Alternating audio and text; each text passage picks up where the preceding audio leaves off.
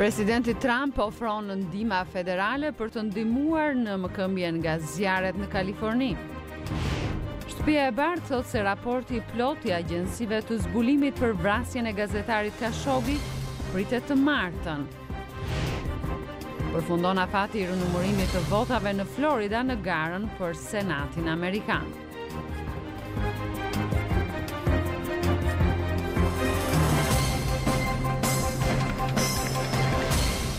Mirëmbrëma dhe mirë se vini në programin e Zërit Amerikës Ditari. Jam Rodina Dervishi. Në këtë emision do të ndiqni në Tiranë u zhvillua sot protesta e banorëve kundër shembjes së 10 banesave për ndërtimin e unazës së re. Në Gjirokastër shoqatat antikomuniste po kërkojnë të bëhet më shumë për gjetjen e eshtrave të viktimave të regjimit komunist. Sonde do të vazhdojmë me ciklin ton mbi krizën e opioideve këtu në Shtetet e Bashkuara.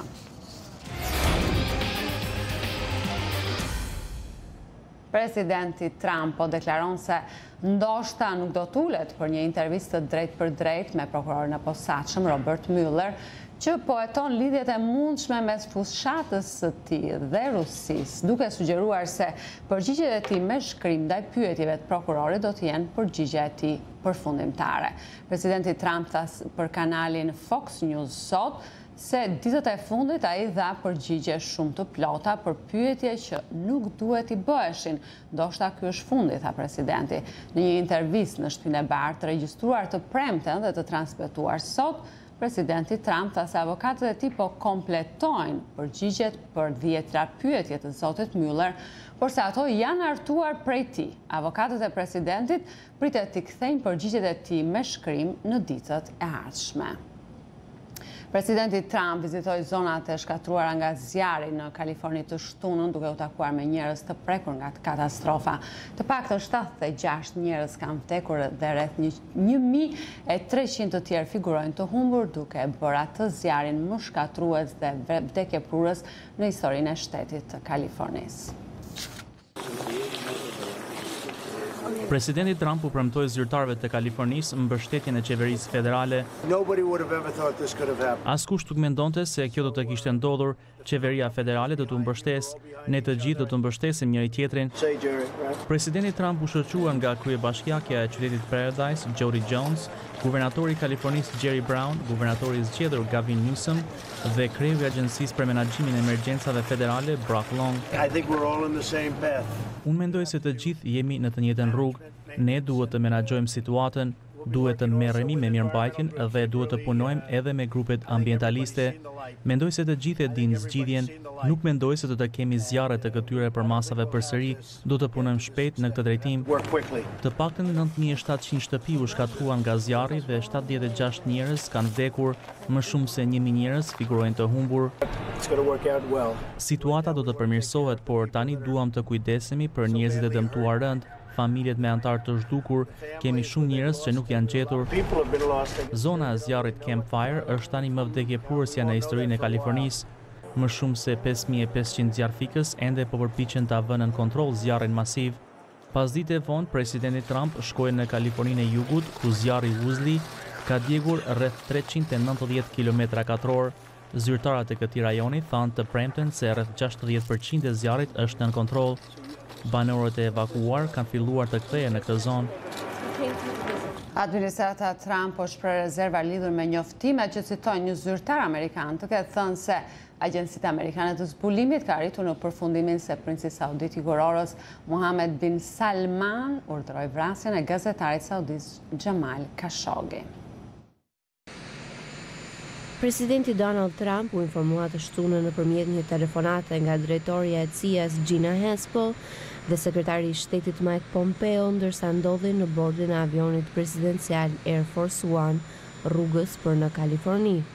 Më vonë, pasi vizitoi shkatrimin e lënë pas nga zjarret në jug të Kalifornisë, presidenti Trump foli për gazetarët rreth një artikulli të botuar të premten nga gazeta The Washington Post. Ata nuk kanë vlerësuar ende asgjë. Shumë herët ishte një raport shumë i parakohshëm, por kjo është e mundur. Do të shohim kur të kemi raportin e të martës, i cili do të jetë i plot. Ndërkohë ne jemi treguar të ashpër ndaj disa njerëzve për të cilët jemi të sigurt se ishin të përfshirë.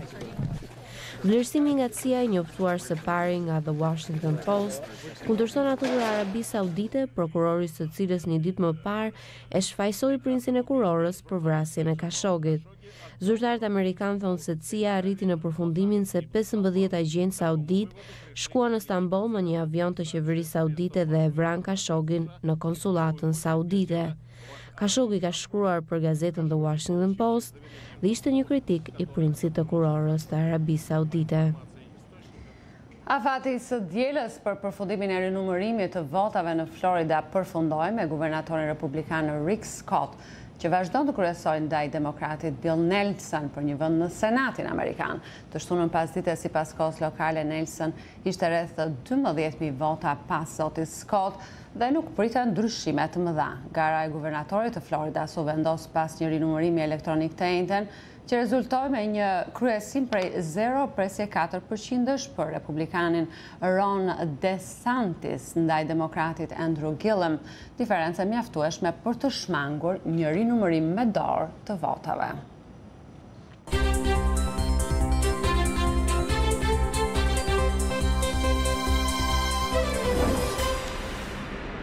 Në periferi të Tiranës zhvilluan sot protesta e banorëve kundër shëmbjes së 10 banesave për ndërtimin e unazës së re. Kjo është dita e 14 e protestave të tyre. Banorët kërkojnë që të bëhen kontrolle mbi zgjerimin e projektit të rrugës, sepse ata dyshojnë se po bëhen abuzime dhe korrupsion. Korrespondenti Liriana Golli njofton nga Tirana.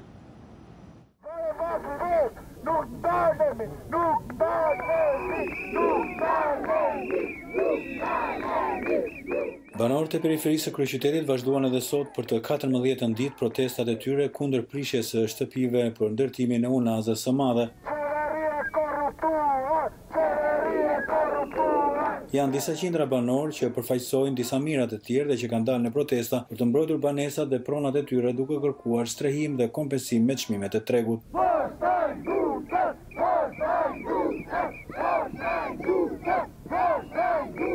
Nga deputetët e Partisë Socialiste që kanë ndjekur dhe janë socialistë besma vëllezër. Të vinë këtu, se këta nuk janë dhere, po janë njerëz, janë shqiptarë. Kanë ardhur, kanë delë dhe djeshët. Po që kur të t'ja prishe Tiranës, ose i vjen net, ose i vjen bashkë, ose i vjen shpinu. Çfarë bëhet? Çka 90 vite? Që të rresin e Tirana të viktu. Sepsin e madhe e avashur në 2018. Protestuesit bllokuan edhe sot unazën në të dy krahat e rrugës duke ndaluar qarkullimin e automjeteve dhe duke hapur rrugën vetëm për autoambulancat. Ata protestojnë çdo mbrëmje dhe çdo mesditë ku bën thirrje të tërhiqet vendimi për prishjen e banesave dhe shqitorëve të tyre. Amerika është vene! Amerika është vene! Amerika është vene! Amerika është vene! Amerika është vene! Sa qeverin të korruptuar, që dua të hidhin gjakun dhe djersën e këtij populli që e kanë vënë me mund dhe me djerë çdo gjë. Jo ki që ka vënë e jo me dia, me i Tirana të tjerë. Banorët pohojnë se në këto banesa po jetojnë prej më shumë se 20 vjetësh dhe kanë harxuar në to kursimet dhe punën e gjithë jetës në Shqipëri dhe emigrim. Neni 20 ditë kushtetutës, o sot, e jetë e drejta e lirisë dhe e pronës e jetës është e garantuar me kushtetutë. Ky po shkel kushtetutën me dy këmbët dhe njëkohësisht duhetin e strigave i kërcenon me nenin 262 të kodit penal për 3 muaj burg. Të gjithë në burg do të shkojmë dhe mos të nxis vllavrasje dhe konflikte civile. Por nga ana tjetër, kryetari i bashkisë Erion Velia tha se bashkia nuk do të riqet nga projekti për unazën e re, pavarësisht protestës banorëve, të cilët preken nga projekti dhe se objektet do të prishen, ndërsa banorëve do t'u jepen pagesa qerash për disa vjet dhe kompensime sipas rastit. Opozita i ka mbështetur këto protesta duke deklaruar se është fjala për një tjetër aferë korruptive të shumicës socialiste që u jep miliona euro një firme të dyshim që u shfaq dhe fitoi pagar reale 3 muaj më parë, duke shkatruar qindra banesa dhe duke nxjerrë jashtë pa punë dhe pas tre një numër të madh familjesh dhe personash të gjitha moshave. Banorët protestues u kanë dërguar letra dhe peticione drejtuesve të institucioneve më të larta shtetërore, ku kërkojnë të mos nxirren në rrugë në prag të dimrit, pa u dëmshpërblyer më parë 100% me vlerën e tregut për banesat e tyre në mënyrë që të gjejnë banesat të tjera. Për Zërin e Amerikës, Liriana Golli, Tiranë. Shoqatat antikomuniste në Shqipëri po kërkojnë të bëhet më shumë për gjetjen e eshtrave të viktimave të regjimit komunist. Përfaqësuesit e tyre thanë sot në Gjirokastër se në zonën përreth kalasë së qytetit gjendet një varez e ishte burgosurve të regjimit e cilat duhet ndriçuar. Po sot në Gjirokastër u kujtuan një ngjarje 75 viteve më parë ku 11 persona që njiheshin për prirje nacionaliste dhe antikomuniste u pushkatuan nga forcat komuniste. Korrespondenti Raimond Kola sjellolsi. Në shpatin e kalasë së Gjirokastës, dëshmi historike flasin se gjenden eshtrat e 10 personave ishte burgosur gjatë regjimit komunist që u zhdukën pa gjurmë nga burgu i Kalas. Kryetari i shoqatës antikomuniste të përndjekurve politik Nebil Çika tha sot në Gjirokastër se këto të dhëna duhet të ndriçohen. Jemi këtu për të denoncuar dhe për të treguar opinionit publik një varez masive të burgosurve politik të vrarë apo të vdekur në tortura në burgun famkeq të Kalasë së Gjirokastër. Një burg i cili fatkeqësisht e fshir nga harta sot e burgjeve komuniste në Shqipëri, siç e pat nuk ka asnjë plak te hyrja e Kalas, një nga burgjet më të tmerrshme të diktaturës komuniste, nga viti 1924 deri në vitin 1967. Autoritetet sipas tij duhet të nisin kërkimet në kuadrin e përpjekjeve që duhet të bëhen në shumë zona në Shqipëri për gjetjen e eshtrave të viktimave të regjimit komunist. Kjo varez masive dhe vareza tjera në gjithë Shqipërinë ndihen nga njerëzit.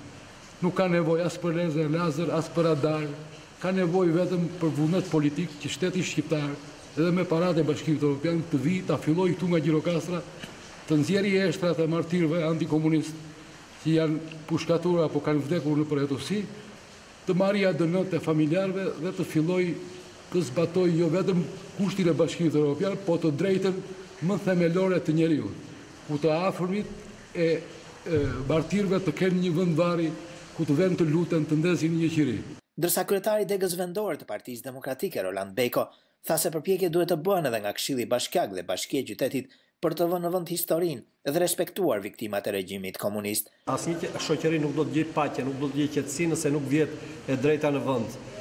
Ne kemi një përgjegjësi lokale këtu si këshilltar të Bashkisë Gjirokastrës, ku duhet të çojmë zërin më fort në Këshillin e Bashkisë dhe të kërkojmë Bashkisë Gjirokastrës që pjesa e torturave, pjesa e krimit të komunizmit, jo vetëm që duhet nderuar, jo vetëm që duhet bërë publike, jo vetëm që duhet evidentuar, por pse jo, ajo duhet të bëhet pjesë edhe pelegrinazheve të turistëve që vizitojnë Gjirokastrën me qëllim që shqiptarë edhe të huaj të njihen me krimet që ka bërë komunizmi. Po në Gjirokastër organizuan një aktivitet për një ngjarje të 75 viteve më parë, ku 11 banorë të qytetit të njohur për prirjet nacionaliste dhe antikomuniste u përshkatuan nga forcat komuniste e partizane. Familjarë të viktimave sollën kujtime dhe dëshmi për disa prej tyre dhe për vetë ngjarjen që është lënë në heshtje gjatë regjimit komunist. Arieta Kokalari, një nga nismëtarët e aktivitetit, tha se ngjarje të tilla nuk duhen harruar. Është një ngjarje e cila ka mbetur në heshtje dhe misioni i shoqatës Museu Kokalari para së gjithash është pikërisht të kujtoj ato gjëra që të mos harrohen. Pushkatimi i 11 civilëve para përfundimit të luftës së dytë botërore në Gjirokastër është një nga ngjarjet që ka gjetur pak pasqyrim në arkivat historike. Pas një gjyqi partizan prej eksponentëve që më pas do të kishin poste të larta shtetërore në qeverinë komuniste, 11 banorët me prirje nacionaliste dhe disa prej tyre me aktivitet në organizatën e ballit kombëtar u ekzekutuan në gjimnasin e qytetit.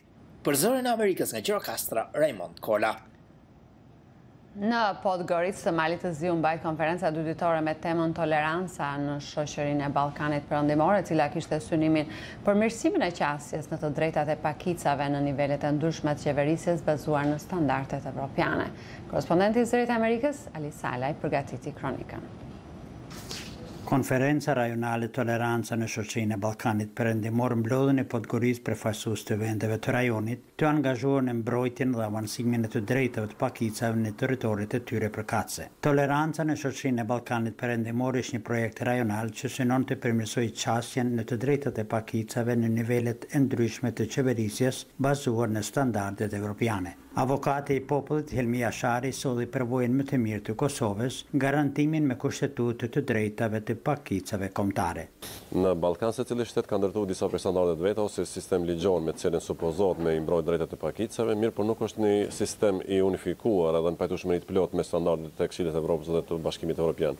Në fakt unë ndjej gjatë prezantimit të përvojëve nga Kosova, solla eksperiencën më të mirë duke vlerësuar që garantimi me kushtetutë i drejtave të pakicave kombëtare përbën mjetin më të mirë juridik për mbrojtje, nëse dojmë me kanë sinqert në kuptimin e mbrojtjes pakicave, dhe jo për të kanë mekanizëm i vlerësimeve dhe lorave politike që mund të bëhen nga qeveritë përkatëse, sepse kjo zakonisht ndodh me ligje. Përfaqësuesja e Shqipërisë Brunilda Minarolli e vlerëson konferencën rajonale si një model të mirë në promovimin e tolerancës dyretnike. Konferenca rajonale që ne zhvilluam sot është një model shumë i mirë se si ne mund të bashkëpunojmë në drejtim të promovimit të tolerancës, mos diskriminimit dhe sigurisht mbrojtjes së të drejtave të pakicave.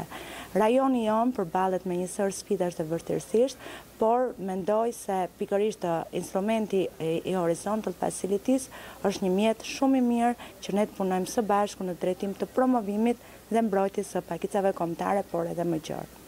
Përfaqësuesi i Ministrisë së Pakicave në Maltëzi Leon Gjoka i thekson disa të arritura në fushën e të drejtave të pakicave projektuar bazë ligjeve ndërkombëtare. Në Maltëzi që nga figuron nga kushtetuta dhe disa ligje të cilat në mënyrë të drejtë për drejtë apo në mënyrë indirekte kanë të bëjnë me popujt pakic, ne kemi shumë rëndësishme është se do të thotë ndalohet çdo formë diskriminimit dhe ligji kundër diskriminimit është plotësisht i harmonizuar do të thotë me akin e Bashkimit Evropian. Kurse për sa i përket do të thotë një çështje tjetër e cila është po ashtu më rëndësi është njohja e aksionit afirmativ si masë e cila pra nuk është diskriminuese dhe aksioni afirmativ është përdorur do të thotë në disa fusha, vlen të përmendet fusha e punësimit, por ka fushës së punësimit, vlen të përmendet edhe fusha e përfaqësimit politik, pra do të thotë në kuvendet lokale apo në parlamentin e Malit të Zi. Konferenca rajonale Toleranca në shoqërinë e Ballkanit Perëndimor u mbështet nga Këshilli i Evropës dhe kishte si synim zbutjen e pengesave për pakicat në mënyrë që ata të mund të gëzojnë plotësisht të drejtat e tyre në vendet e Ballkanit. Për Zërin Amerikës nga Podgorica, Ali Salej.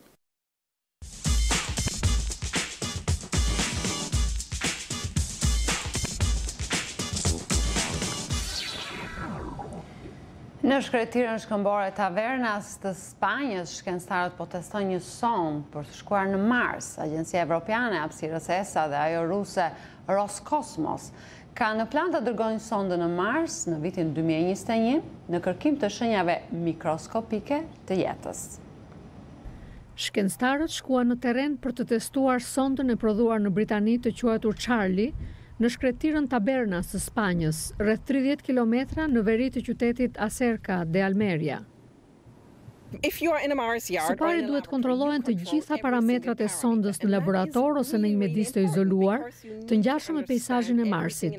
Kjo është e rëndësishme sepse ne kemi mësuar se në Mars ka suri të fuqishme erë dhe pluhuri, që mund të bllokojnë depërtimin e rrezeve të diellit. Pra, sonda duhet të testohet për operim në një mjedis kaotik, ndoshta e mbuluar me pluhur dhe zhavor, dhe kjo mund të bëhet në laborator.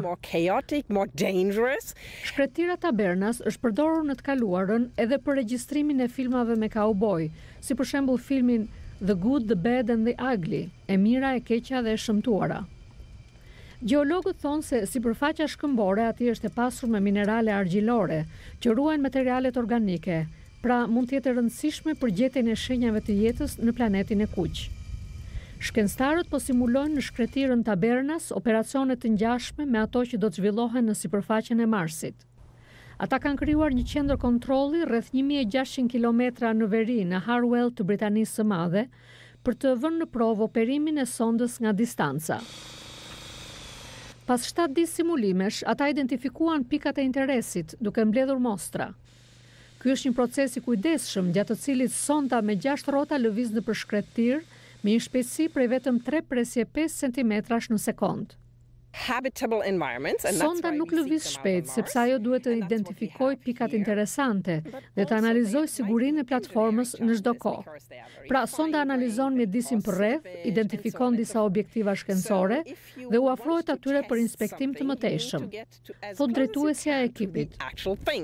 Çdo ekip i shkencëtarëve ka një komandë operimi në Harwell që kontrollon instrumentet, duke përfshirë një radar që mund të analizojë shtresat nën tokë, kamera tridimensionale dhe një makinë shpimi që mund të gërmojë deri në 2 metra në thellësi të sipërfaqes së Marsit dhe të marrë mostra dheu. ExoMars, misioni i përbashkët e Agjencisë Europiane të Hapësirës ESA dhe asaj Roskosmos të Rusisë, ka në plan të dërgojë sondën në planetin e kuq në mars të vitit 2021. Ajo do të niset nga stacioni Baikonur në Kazakistan në vitin 2020 dhe mendohet të arrijë në Mars 9 muaj më vonë. Nëse gjithçka shkon sipas planit, ajo do të jetë sonda e parë europiane në Mars, pas disa udhëtimeve të suksesshme të NASA-s.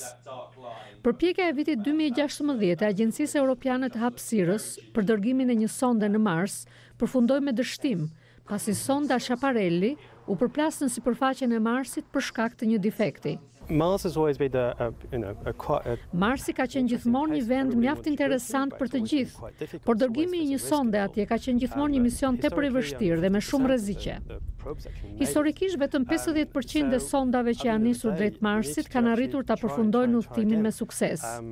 Kështu që mënyra e vetme për të qenë të suksesshëm janë provat e vazhdueshme, thot studiuesi. Atmosfera e Marsit u jep pak mbrojtje nga rrezatimi diellor materialeve organike, kështu që shkencëtarët besojnë se nëse ata do të gjejnë prova të jetës nga e kaluara ose të pranishme tani, shanset më të mëdha për të gjetur ato janë nën sipërfaqen e planetit. Shkencëtarët planifikojnë të vazhdojnë provën nga distanca të instrumenteve të sondës, një projekt i quajtur ExoFit, që është i lidhur me misionin ExoMars në shkretirën Atacama të Kilit vitin e ardhshëm.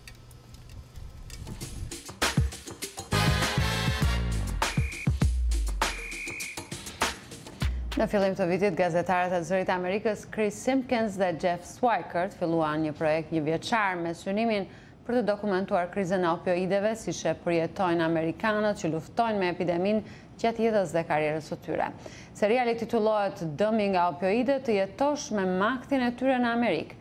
Në episodin e dytë të një historie nga Miami, njihemi me nënën e Allisonit, e cila ndjen se pas dëmit që i ka shkaktuar droga, e bia e saj nuk është në gjendje të kujdeset për mbesën.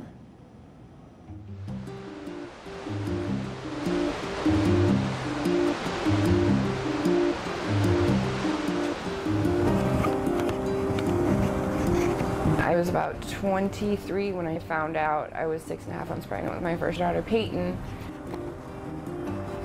7 months, 21 days, I was clean and sober. I was living with my husband's father, and on November 3rd of 2013, he drove up off the driveway into the backyard and hit and killed my daughter in front of me.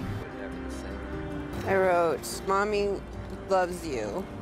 I miss you each and every second of every minute of every day. Love you, Bug. Until we meet again, Mommy."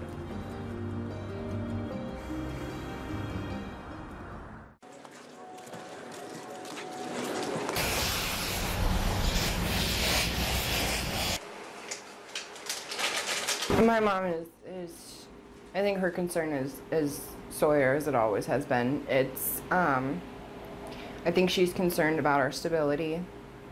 She thinks the process is moving quite fast as far as reunification and everything, which it's not. In her mind it is, because I'll speak for myself. I spent 7+ years getting high, and from what she's seen, it's only been a year that I've been sober. So basically your mom doesn't like that it's a process. Right. I think she wants to do joint custody for the remainder of Sawyer's life. Do I think shared custody for the next 18 years is... No, I don't think it's realistic at all. But do I think your mom should have like open visitation? Absolutely. Yeah. Well, it's actually what's best for you, your husband, and your child. Right. Well, what's best for her is to be with her parents. Right. I'm extremely sensitive when it comes to her, and it's not just because of this situation, it's because of what happened with Peyton. I know I'm being judged so harshly because of that. My mom has fears over that as well, and that it's not that they're out of place.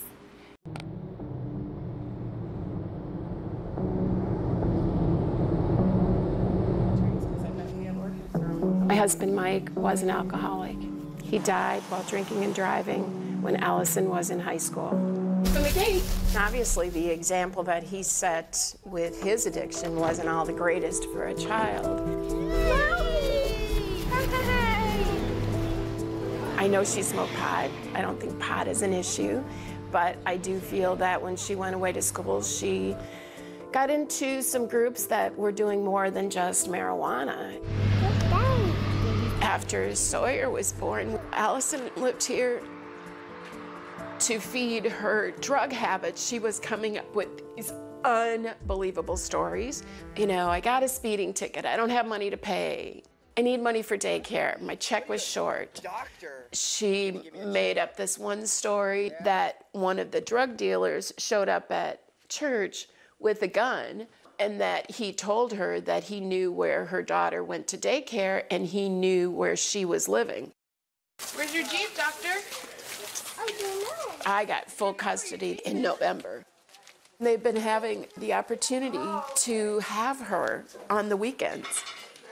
And then they don't call at all during the week. And they could call at night to say goodnight. I just feel that Sawyer's here for a reason. And I don't think it's to be the reward because her mom and dad finally have their act together in their addiction. I'm very proud of both of them. They're great people, but I don't think either one of them have the capacity to be able to really take care of her.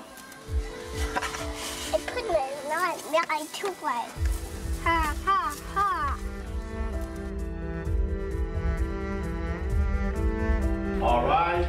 Okay. All right, good afternoon, everyone. Okay, so we've got Mom, Dad, Grandma. How are you guys doing? Really great. Yeah? Everything's going well? Very well. Tell me. Well, this is a very demanding program, and they have a lot to do in a very short period of time. Not because the court said so, but because the Adoption and Safe Families Act require us to reunify families within a year to 18 months. I want to hear from the family members that they feel that they're stable enough to take the children into their custody. Grandma, how do you feel about reunification? I think that, you know, they've been doing an incredible job just focusing on them.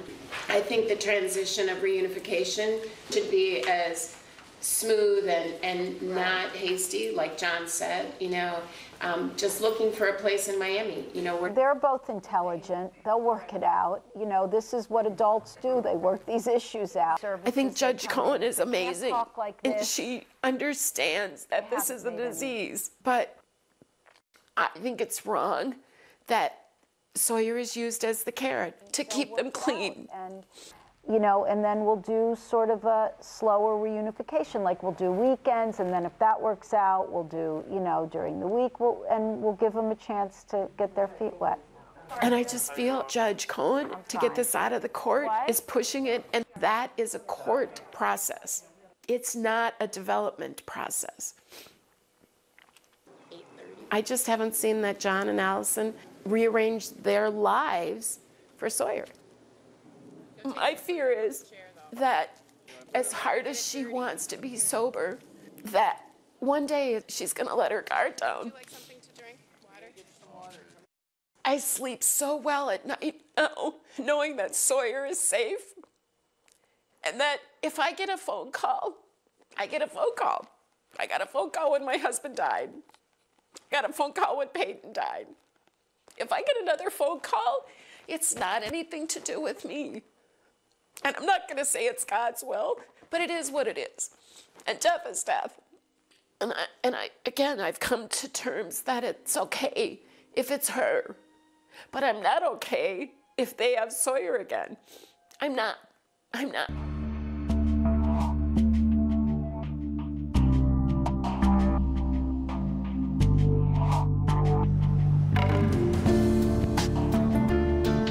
Epizodi radhës është dielën e ardhshme.